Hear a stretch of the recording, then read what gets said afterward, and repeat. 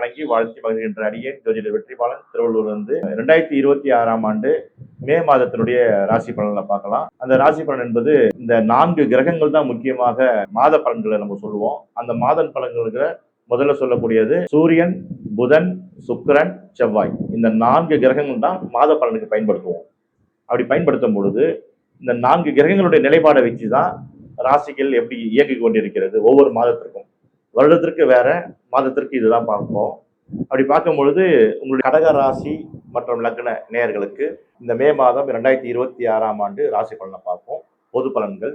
பொதுவாக கடக ராசியை பொறுத்த வரைக்கும் ராசியாதிபதி சந்திர பகவான் டே டு டே பிளானட்டு அவர் ரொட்டீனாக போயிட்டே தான் இருப்பார். ஆனால் உங்களை கடக ராசியை பொறுத்த வரைக்கும் பிளானட்டரி பொசிஷன் இந்த மாதம் எப்படி இருக்குன்னு பார்த்துருவோம்.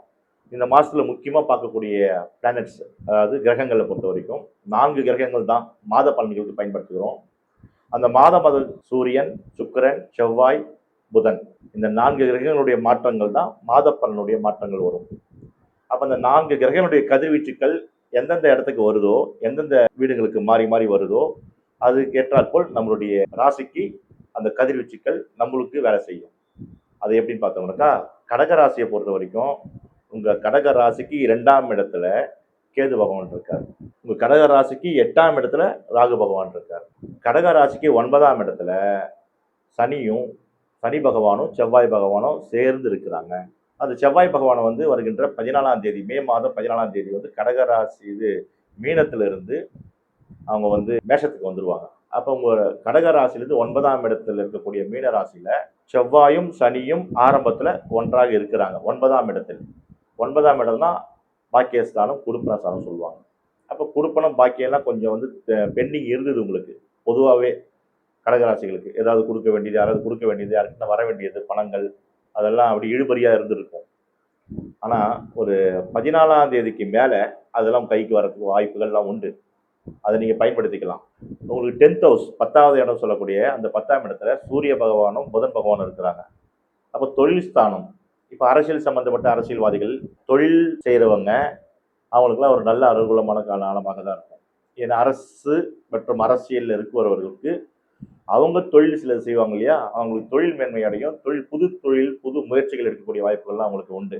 11ஆம் இடத்தை பொறுத்த வரைக்கும் அவங்களுக்கு சுக்கிர பகவான் ஆரம்பத்தில் இருக்காரு. அதே சுக்கிர பகவான் 14ஆம் தேதிக்கு அப்புறம் மிதுனத்துக்கு வந்துடுவார். அவங்க கடகத்துக்கு 12ஆம் இடம். அப்படி இருக்கும் பொழுது சுக்கிரன் 11ஆம் இடத்துல ஆரம்பத்தில் இருக்கிறதுனால, லாபஸ்தானத்துல சுக்கிர பகவான் இருக்கிறதுனால பொருள்கள் வாங்குறது, ஆடை ஆபரணங்கள் வாங்குறது, பெண்களை பொறுத்த வரைக்கும் நகைகள் வாங்குறது, வீட்டுக்கு தேவையான புது பொருட்களை வாங்குறது, இதெல்லாம் கடகராசி நேயர்கள் சாத்தியம்தான். அவங்க வாங்குவாங்க. அப்படி வாங்க முடியாதவர்கள் கூட சிலர் ஏதாவது ஒரு சின்ன தொகையை கொடுத்து கூட ஏதாவது ஒரு பொருள் வாங்குங்க. அது ஒரு பாசிட்டிவ் எனர்ஜி கொடுக்கும். லாபஸ்தானத்தை இயக்க வைக்கும், லாபஸ்தானத்தை ஆக்டிவேட் பண்ணி வைக்கும். அப்போ லாபஸ்தானத்தை சுக்கிர பகவான் இருக்கும்பொழுது நீங்கள் இயற்கையாகவே போயிட்டு ஏதாவது பொருள் வாங்கணும். இந்த மே மாதங்களில் நம்மகிட்ட பணம் இல்லை, பணம் வரன்னு நினைச்சு இருக்காதீங்க. எப்படியாவது பணம் ஏதாவது ரெடி பண்ணிட்டு ஒரு 1000 ரூபாய் கொண்டாட பொருள் கூட ஏதாவது ஒரு பொருள் போய் வாங்க. வீட்டுக்கு தேவையான பொருள் ஏதாவது ஒரு பொருள் வாங்குங்க. இது வாங்கும்போது அது என்னன்னா ஆக்டிவேட் ஆகும் உங்களுக்கு. அப்போ கடகராசியை பொறுத்த வரைக்கும் இப்படிதான் ஆக்டிவேட் பண்ணணும். பெரியவங்களை பொறுத்த வரைக்கும் உடல் ஆரோக்கியம், தேகங்கள்லாம் நல்லா இருக்கும். அவங்களுக்கு அற்புதமான ஒரு காலகட்டமாக தான் பெரியவங்களுக்கு இருக்கு. மருத்துவ செலவுகள்லாம் கொஞ்சம் குறையும். மருந்துகள்லாம் கொஞ்சம் குறைக்க மருத்துவர்கள் பரிந்துரைப்பாங்க. இதெல்லாம் நீங்க பயன்பெறலாம். மாணவர்களை பொறுத்த வரைக்கும் அவங்களுக்கு நல்ல ரிசல்ட்லாம் வரக்கூடிய காலகட்டம் கடகராசிக்கு நல்லதா இருக்கு. மற்ற ராசிகளுக்கு ஓரளவுக்கு நல்லதா இருக்கு. ஆனால் கடகராசியை பொறுத்த வரைக்கும் மாணவர்களுக்கு ரிசல்ட் பாசிட்டிவாக எதிர்பார்க்கலாம். அவங்களாம் இப்போ நீட்டுக்கு தயாராகிட்டு இருப்பாங்க. கடகராசியை பொறுத்த வரைக்கும் நீட்டுக்கு தயாராகிற மாணவர்கள் அனைவருக்குமே ஒரு நல்ல ஒரு காலம் இருக்கு. ஏன்னா அவங்களுக்கு சூரிய பகவான் தான் மெயின். நீட்டை பொறுத்த வரைக்கும் அரசாங்கம் அவங்களுக்கு லக்னத்திலேயோ இல்லை ராசியோ, கடகராசி கடக லக்னக்காரங்களுக்கு 10ஆம் இடத்தில் சூரிய பகவான் இருந்து 11ஆம் இடத்தில் சூரிய பகவான் வராரு. அதனால அவங்களுக்கு ஒரு அற்புதமான ஒரு காலகட்டம் தான். அதனால அவங்க எழுதுனா கண்டிப்பா வெற்றி பெறுவாங்க, சக்சஸ் அடைவாங்க. அதனால அவங்களுக்கு ஒரு அற்புதமான ஒரு பாசிட்டிவான இந்த ஒரு மாதம், மே மாதம் 2026 கடகராசினர்களுக்கு உண்டு. இதுக்கப்புறம் இந்த ராசி ப்ரெடிக்ஷன் நம்ம சொல்லும் பொழுது, ஐயா நீங்க சொல்றீங்க ராசி ப்ரெடிக்ஷனு கரெக்டு, ஆனா சில சமயம் அதுக்கு எங்களுக்கு மேட்சிங் ஆக மாட்டேன்னு சில பேர் கேட்கறாங்க, இந்த சார்ட்டும் பண்றாங்க. அப்ப அதுக்கு என்ன விஷயம்னா, அவங்களுடைய ராசி லக்னமோ அவங்களுக்கு ராசியாதிபதியாகிய செவ்வாய் பகவான் எப்படி இருக்கான்னு அவங்க பர்த் சார்ட்ல பார்க்கணும். அந்த பர்த் சார்ட்ல செவ்வாய் பகவான் நீச்சமாக இருந்தாருன்னா, அவயோகமாக இருந்தாருன்னா இப்ப நான் கொடுக்குற ப்ரெடிக்ஷனுக்கு கொஞ்சம் டேலி ஆகாது அவங்களுக்கு. அந்த மாதிரி இருக்கிறவங்க, அதாவது மேக்சிமம் செவ்வாய் கொஞ்சம் கெட்டு போனவர்களுக்கு திருமணம் தடை தடங்கள் நிறைய பேருக்கு இருக்கும். அப்படி திருமணம் ஆனாலும் அந்த குழந்தை பிறப்புல நிறைய தடை தடங்கள் இருக்கும். சரி, அப்படி திருமணமாகி குழந்தையும் பிறந்து வச்சுங்களேன், அந்த ஃபேமிலி இஷ்யூஸ் இருக்கும். இது மூணுமே கண்டிப்பா வந்து இது செவ்வாய் சரி இல்லாதவங்களுக்கு நடக்குது. அது மட்டும் இல்லாம சகோதர காரகத்துவம்னு சொல்லுவாங்க. சகோதரனா அண்ணன் தம்பிகளுக்குள்ள ஒரு பிரச்சனை, பிரிவினைகள், கோர்ட்டு கேஸ் வரைக்கும் போறதெல்லாம் இருக்கும். இதெல்லாம் இந்த மாதிரி இருக்கிறவங்க எல்லாம் தனிப்பட்ட முறையில கொஞ்சம் நம்ம ஹாரோஸ்கோப் பார்த்துக்கணும். அவங்களுக்கு பர்த் சார்ட்டை வச்சு எங்கிட்ட ஒரு கன்சல்டேட் பண்ணிட்டாங்கன்னா அதுக்கு என்ன ரெமடின்னு கொடுப்பேன். அந்த ரெமடியை நீங்க பயன்படுத்தி அதுல இருந்து நீங்க வெளியே வந்துடலாம். இது நிறைய பேர் பண்றாங்க. இந்த சர்வீஸ் நம்ம கொடுத்துட்டு இருக்கோம். அது நீங்க நம்ம கீழே இருக்கிற அந்த நம்பரை கான்டாக்ட் பண்ணி அதெல்லாம் நீங்க அந்த சர்வீஸை நீங்க எடுத்துக்கலாம். நீங்க எங்க இருந்தாலும் சரி, உலகம் ஃபுல்லா எங்க இருந்தாலும், வெளி மாநிலங்கள்ல இருந்தாலும் நீங்க வந்து ஆன்லைன் மூலியமாக தொடர்பு கொண்டுக்கலாம். நம்ம கிட்ட வந்து ஆன்லைன்லயே பேச முடியும், ஆஃப்லைன்லயே பேச முடியும். ஆன்லைன்ல தொடர்பு கொண்டு, ஏன்னா வெளியூர், வெளிநாடு, வெளி மாநிலம் இருக்கவங்க ஆன்லைன்லயே நீங்க வந்துக்கலாம். லோக்கல்ல இருக்கவங்க ஒரு அப்பாயின்மெண்ட் போட்டுக்கிட்டு நம்ம 1-to-1 பார்த்துக்கலாம். இல்லைன்னா குரூப் டிஸ்கஷன்லாம் கூட இருக்கு. நிறைய ஸ்கீம்ஸ் இருக்கு. அதாவது பட்ஜெட் வைஸா வந்து நிறைய ஸ்கீம்ஸ் அனௌன்ஸ் பண்ணிட்டு இருக்கேன். அது வந்து நம்மளுடைய டீம் வந்து ஒர்க் அவுட் பண்ணிட்டு இருக்காங்க. நீங்க கால் பண்ணுங்க, உங்களுக்கு கைட்லைன் கொடுப்பாங்க. என்ன ஒரு பிரச்சனைகள் இருந்தாலும் அதுக்கு சொல்யூஷன் நிச்சயமாக உண்டு. எந்த பிரச்சனைக்கு பூட்டுக்கும் ஒரு சாவி இருக்கு. அந்த மாதிரி எந்த ஒரு பிரச்சனைக்கும் நமக்கு வந்து இறைவன் தான் நமக்கு தீர்ப்பு கொடுக்க போறாரு. அந்த இறைவன் கிட்டே போய் நம்ம சரணாகதி அடையணும்.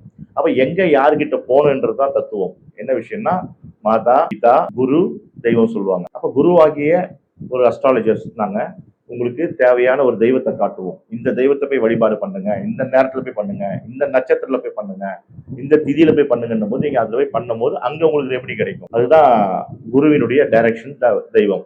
அதனால இதை பயன்படுத்திக்கங்க. ஜெம் ஸ்டோனை பொறுத்த வரைக்கும் நான் நிறைய கொடுத்துருக்கேன் உங்களுக்கு. ஜெம் ஸ்டோன்ஸ் தகவல்கள்லாம் நிறைய கொடுத்துருக்கேன். அது என்ன விஷயம்னா ராசிக்கு கல்லுன்னு சொல்லுவாங்க. அது பேர் ராசி கல்லுன்னு சொல்லுவாங்க. ஆனா ராசிக்கு கல்லு போடலாமான்னு முதல்ல செக் பண்ணிக்கணும். ஏன்னா ராசி வந்து லக்னத்துலேருந்து 12ஆம் இடத்துல இருக்கும். அப்போ 12ஆம் இடம் வந்து விரயஸ்தானம் ஆகும். இப்போ ஒரு ராசி வந்து விரயஸ்தானத்தில் இருக்கிற ராசியை வந்து ஆக்டிவேட் பண்ணிட்டாங்கன்னா அது வந்து விரயமாகிட்டு இருக்கும். அதனால அது வேண்டாம்.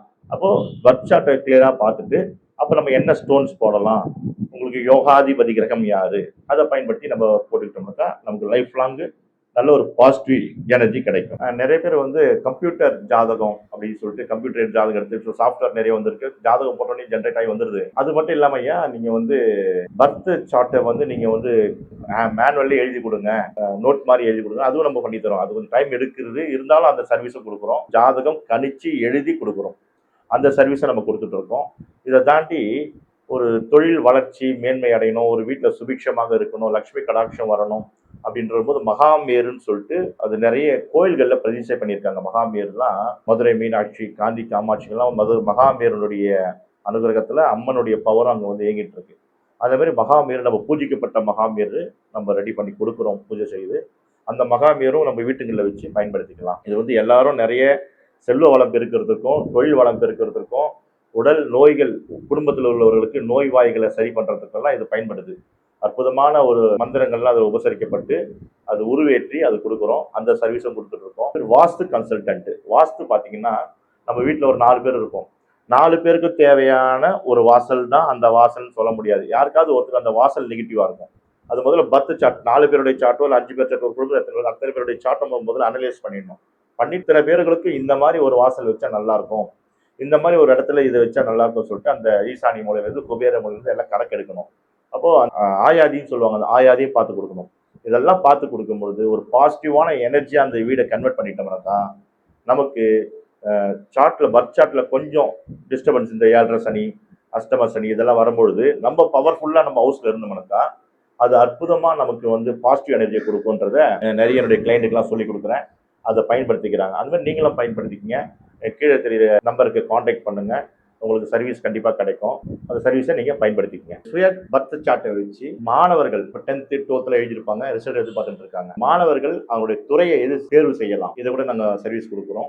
ஒரு 10th படிச்ச பையன் எந்த கோர்ஸ்குள்ள போகலாம், ஒரு 12th முடிச்சவர் எந்த கல்லூரிக்கு எந்த டிபார்ட்மெண்ட்டுக்குள்ள போகலாம் என்றத அவங்க பர்த் சார்ட்டை வச்சு அவனுடைய யோகாதிபதி யாரு, அவங்களுக்கு எது ஃபேவரபிளான ஒரு ஒர்க் கிடைக்கும், அவங்க ஐஏஎஸ் ஆகலாமா, இல்லைன்னா இன்ஜினியரிங் ஃபீல்டில் போகலாமா, இல்லைன்னா டாக்டர்ஸ் ஆகலாமா, இந்த மாதிரி இல்லை சில ஆர்ட்ஸ் படிச்சுட்டு அதன் மூலியமாக ஏதாவது பண்ணலாமான்றதெல்லாம் ஒரு கன்சல்டேஷன் நீங்கள் பண்ணிக்கிங்க. அவங்க பர்த் சார்ட்டை கொடுத்து நீங்கள் கீழே தெரிகிற அந்த நம்பருக்கு வந்து காண்டாக்ட் பண்ணுங்கள். உங்களுடைய வீட்டில் இருக்கிற குழந்தைகளுக்கு அவங்களுக்கு தேவையான ஒரு அந்த லைன் எந்த கிரகத்து வழியா அவங்க போனா அவங்க பேரும் புகழும் வாங்குவாங்க, சக்சஸ்ஃபுல் ஆவாங்க. அவங்களுக்குன்னு ஒரு ஐடியா இருக்கும். நான் இது படிக்க போறேன்ட்டு. இருந்தாலும் அந்த ஜாதக ரீதியா இத படிச்சா அவங்களுக்கு நல்லா இருக்கும்னு நம்ம சொல்லும்பொழுது, அவங்களுக்கு அது வந்து கொஞ்சம் ஏத்துக்கக்கூடிய தன்மையாக இருக்கு. அப்ப அத அவங்க அக்செப்ட் பண்ணி ஏத்துப்பாங்க. அதுக்குள்ள அவங்க போனாங்கன்னா, அவங்க 100% ஜெயிக்கலாம். இதுவும் நாங்க சர்வீஸா குடுக்குறோம். அந்த சர்வீஸ நீங்க பயன்படுத்திக்கங்க. நன்றி, வணக்கம், வாழ்த்துக்கள். வாழ்க வளமுடன்.